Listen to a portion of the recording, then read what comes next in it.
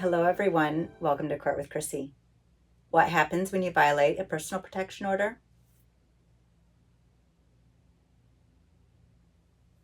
I hope you like it.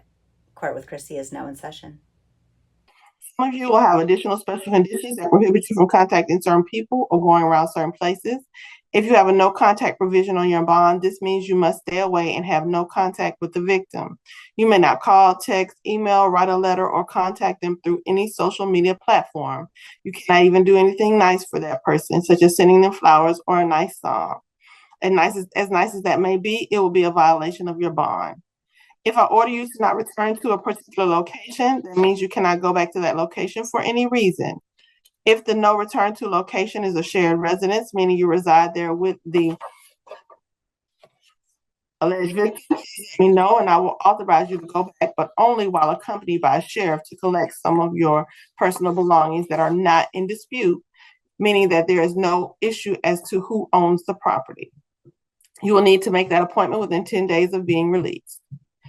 This court takes special conditions very seriously. Now, unfortunately, some percentage of you will be back in court or in custody on a bond revocation because you didn't take what I'm saying seriously.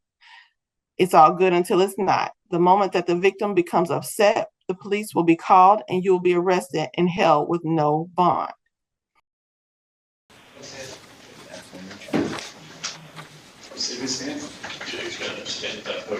Okay, Roger that. Good afternoon, sir. Are you Mr. Schmidt? Yes, sir, I am. All right, Mr. Schmidt, you understand your rights in court today? I believe so. I think it's my first time here, but the gentleman went over it, and I think I understand. Great. You have two separate cases that we need to address. One is from April the 22nd, allegedly, and the other one is from April the 23rd. So it looks like they're both the same offense that they've charged you with. It's just that they claim it happened on 2 different days. But the Newark Police Department is alleging that on or about the 22nd of April, as well as the 23rd of April, in the second case, here in the city of Newark and in Lincoln County, Ohio, that you did recklessly violate the terms of protection order issued pursuant to Section 2903.214 of the Revised Code. Now, commonly known as violation of protection order, these are both misdemeanors of the first degree. Each of them carry a maximum jail term of up to 180 days, and furthermore, each carries a maximum possible fine of up to $1,000. So do you understand that those are the two charges that have been filed? I do understand where the disconnect is, sir. There was an officer that came to my house, already addressed both of these charges. He found that there was not enough evidence to, that I've done nothing wrong. I explained everything to him. I'm not sure what happened between you having the conversation with the cop and him telling you were in the clear, and then ultimately the prosecutor's office deciding to file the charges. But what I can tell you is that it's ultimately up to the prosecutor's office to decide whether or not charges do get filed. I see. So the situation is there's a lesbian couple. There's a girl getting ready to divorce her transgender wife. We are getting ready to get married. We had a little bit of a domestic, disagreement. It got to this. My job fired me. They didn't tell me why they fired me. I went back in the next day to try to get a job with a different company. At this point, I didn't know had even done anything wrong. I showed up to try to get my job back, and that is why I'm here today. So. All right. Well, let's hold off on talking about what you may or may not have done to violate, because you haven't even entered a plea yet. How do you want to plead to these two charges? I've done nothing wrong. I'm not guilty. Very well. What is your current address? All right. Let me go ahead and enter those pleas for you, and then I'm going to take a quick look through the file, and then we're going to address your bond. So just hang in there, all right? Sure.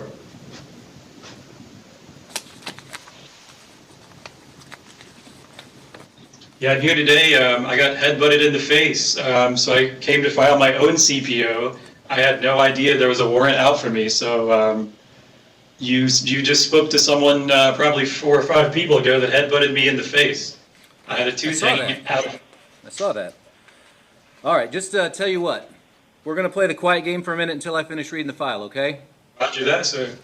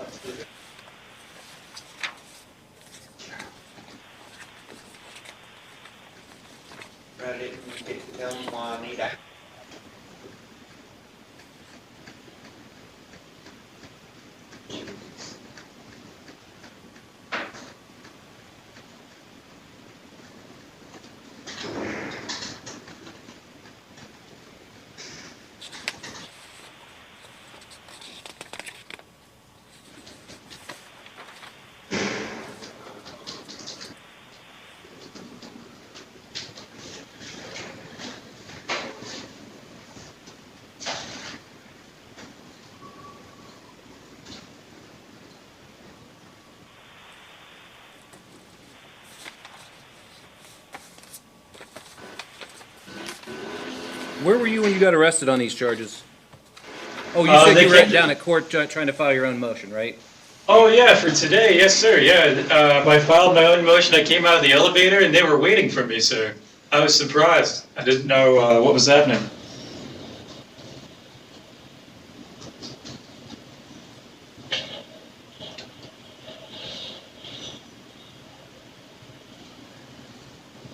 All right, well, Mr.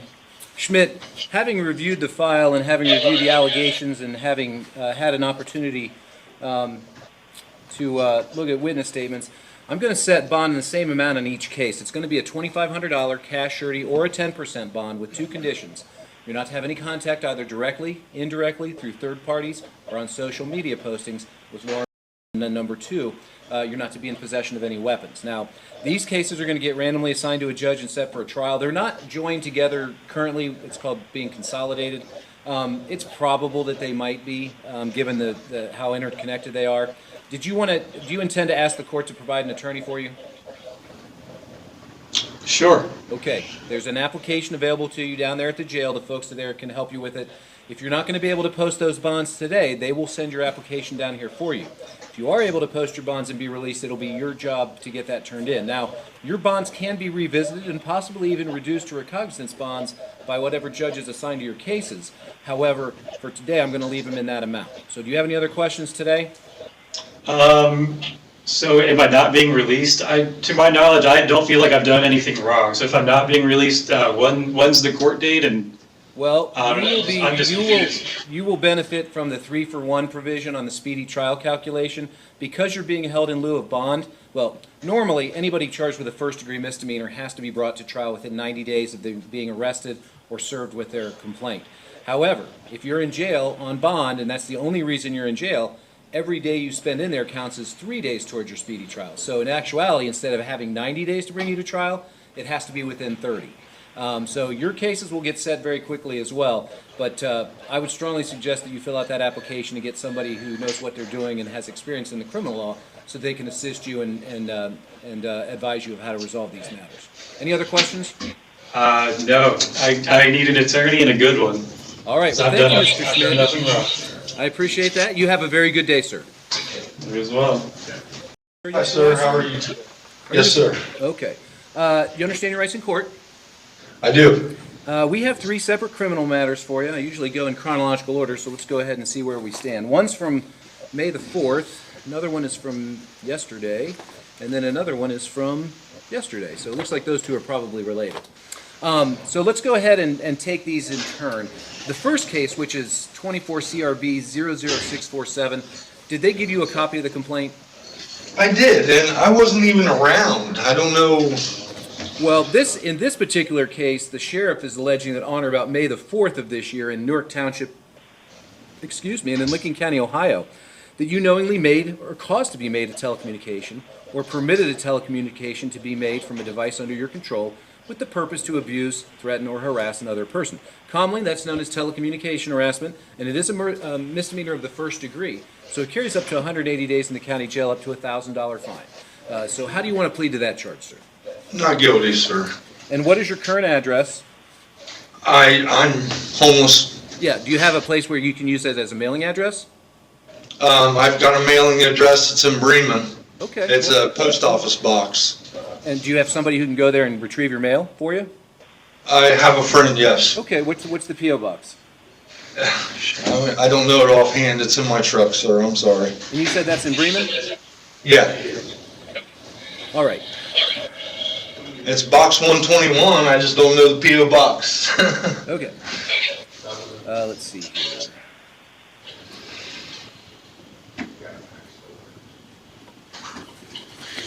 Alrighty, let's move along to the next case. And this is the criminal case that's alleged to have occurred yesterday. In this matter, the sheriff alleges that on or about May the 28th of this year, and in Licking Township, Licking County, Ohio, that you did recklessly violate the terms of a protection order issued or a consent agreement approved pursuant to section 2919.26 or 3113.31, respectively, of the revised code. Commonly known as violation of protection order, it too is also a misdemeanor of the first degree, carries up to 180 days jail, up to a $1,000 fine. How do you wish to plead, sir? Not guilty. I mean, yes, this happened yesterday. Hold on. Let's not sorry. jump into what may or may not have happened just yet, okay? Just wait. Okay, I'm sorry. I can virtually guarantee you this will go much smoother if you let me run the railroad at first, okay? I got you, sir.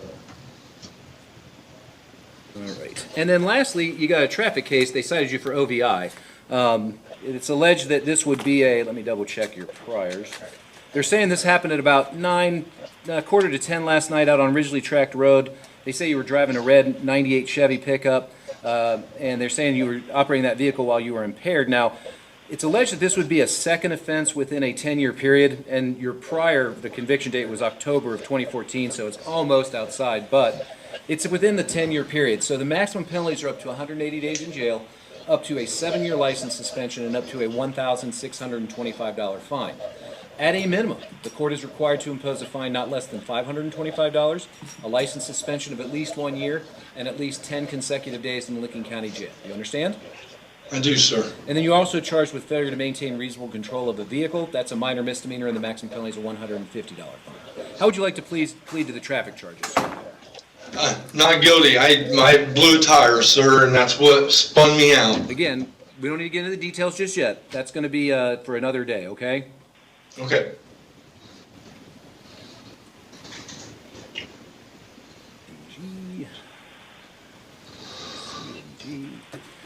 All right, let me take a quick look here through the files, and then we're going to talk about your bonds. But it's going to take a second because you got so many darn cases. So hold on, all right? I'm sorry.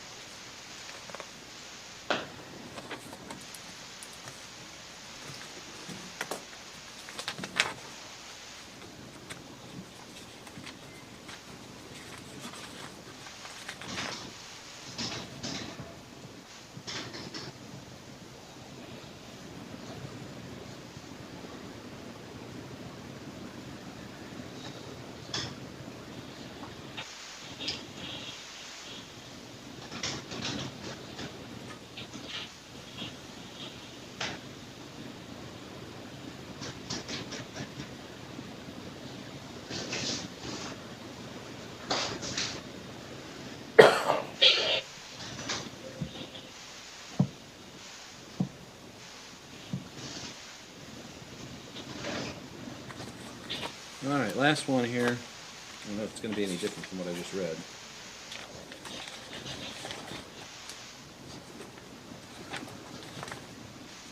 Here we go.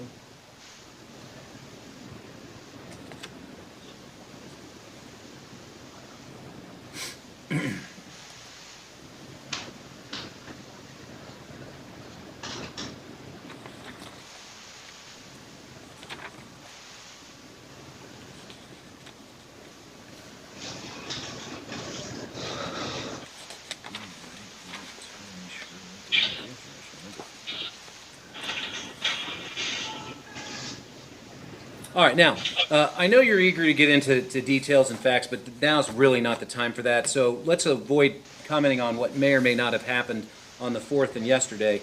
But is there anything else you want to say before I decide what the bond should be here? No, sir.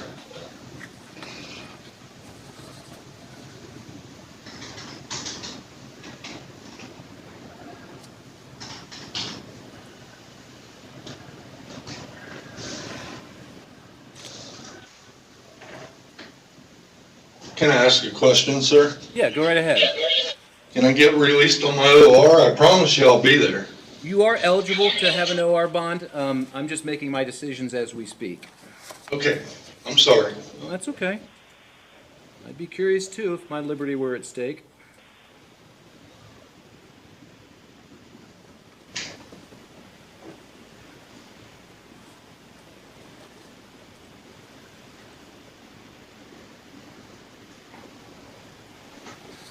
All right, now based upon what I see here in the court files, court does have some concern for martial law consideration. So what I'm going to do on each of the criminal charges, the telecommunication harassment and the violation of the order, I'm going to set bond on each of those at $5,000 cash surety or 10% with two conditions: no consumption of alcohol or drugs, no contact.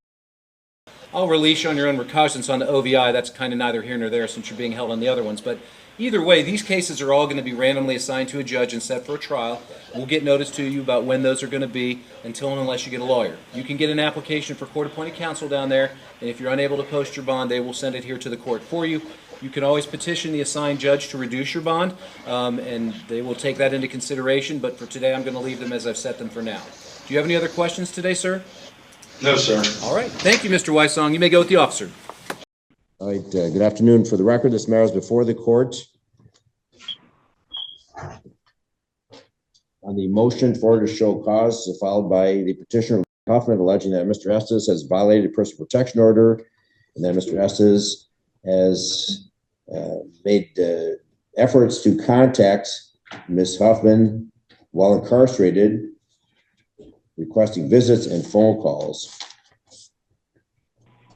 Do you understand the allegations, Mr. Estes? Yes, sir. Okay. For the record, Mr. Estes is appearing this afternoon from the Monroe County Jail. Mr. Estes, what's your out date? I got a sentencing date, June 6th. I'm not even sure. I've been in here since March. Okay. What kind of sentence, what kind of a conviction is it? A misdemeanor or felony? They said it's a felony. I ain't been sentenced or nothing yet. I'm talking to a probation officer. Okay, Mr. Estes, you have no idea whether you're convicted of a misdemeanor or a felony? I think it's a felony because it's the Attorney General, right? Oh, okay. You're being charged with felony non-support. Is that correct? Yes, sir. All right, that's a felony. It's a felony conviction. Do you have any idea what's been recommended? Prison sentence or? They said 4 years. They're trying to move all my stuff in Weong County so I could get on probation there and start paying. I have a job, as of right now. So your sentence is June 6th. Is that correct here, Monroe? Yes, sir. Right.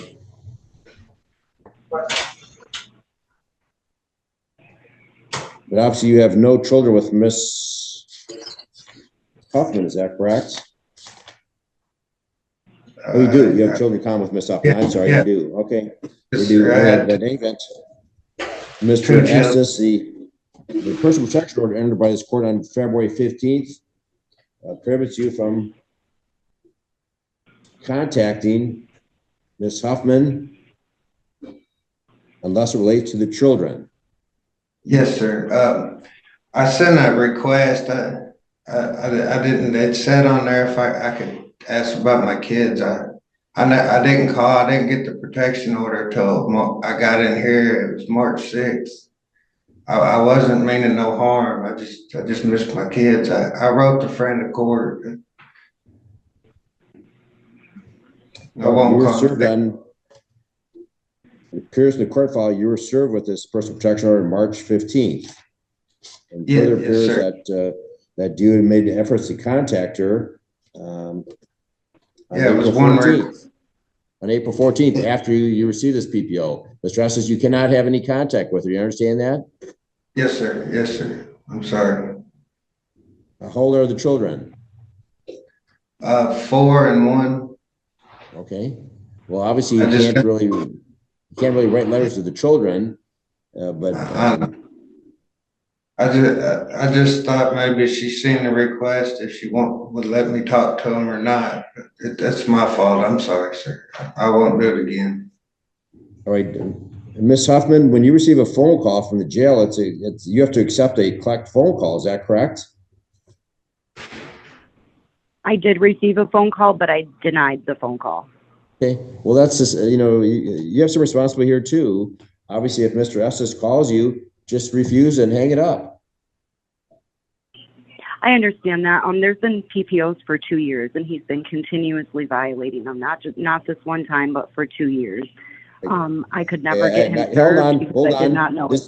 Hold on. This PPO was entered February 15th of 2024. So I don't know about a 2-year PPO. If there's one before that, that's another issue. Of course, when you're looking at this February 15th, 2024, Mr. Estes has acknowledged that he tried contacting you, but again, you can avoid that contact by simply don't accept the collect phone call. I did, and then there was an email and another email. Okay, how can he send you an email? Is there some way I'm can not you block sure. that? It came from the jail. I'm not sure. I don't know. Why don't you? That's what the I court suggest. screenshot. The court would suggest write a letter to the Monroe County Sheriff and advise them that Mr. Estes is communicating with you contrary to a personal protection order, and you don't want him to be permitted to issue any emails. They'll perhaps take away those privileges from him. Okay, Your Honor.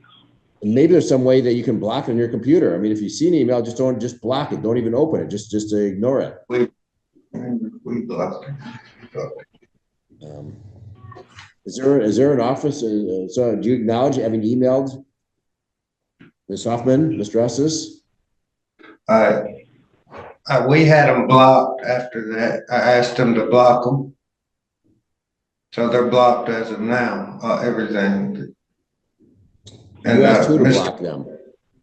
Mr. Ramestad, Sergeant Ramestad, he's actually in here with me. Okay. So do they take away computer privileges? How do they block it? Your Honor. Yes, Sergeant yes, Ramestad. officer. Yes. Good afternoon. Thank you. Yes. So Mr. Estes approached the cage when he got served with the paper, approached the officers in the door when he got served his violation of PPO. He asked that I would block any access for phone calls and emailing, which I did in the ICS solution. So there should be no further contact being able to be made on his behalf. Wonderful. Thank you, officer. Thank you. Did you understand all that, Ms. Hoffman? Yes, thank you. So the Monroe County Jail has taken steps to prevent Mr. Estes from emailing you or calling you.